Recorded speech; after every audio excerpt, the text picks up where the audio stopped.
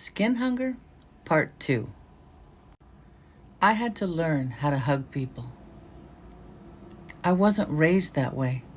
I wasn't used to it.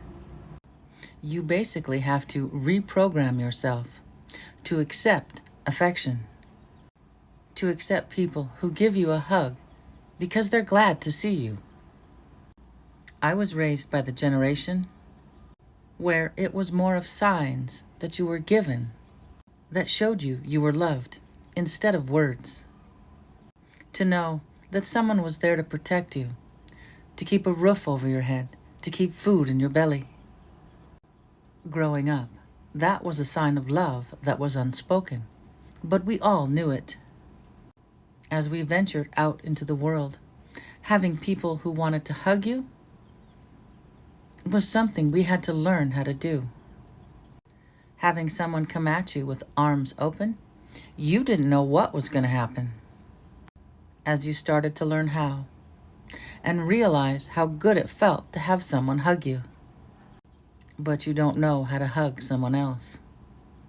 You didn't know if it was going to be accepted or rejected, so you just stood at arm's length, taking the time to learn that someone would give you a hug and accept a hug. Then you knew it was safe. Going out on a limb to hug someone is very hard. I'm still working on that. Sure, it's easy to do with your own children because you've done that since they were born.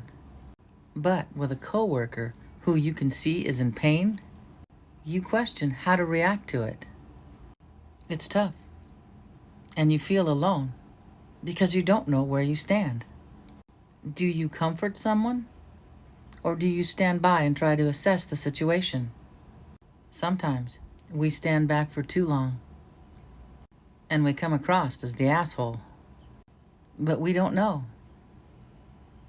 That's not how we were raised. We're afraid to take the risk. So if you come to a point where you could use a hug, but the other person who loves you doesn't step up and do it right away, remember, they weren't shown that growing up.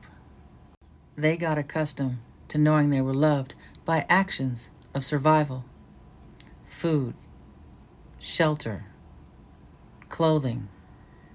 For us, that's how we understood affection. Don't judge an older person as being aloof or having no compassion, especially if they're attentive and looking after you. Keep in mind, that's probably how they were raised. All my love, Miss Dragon.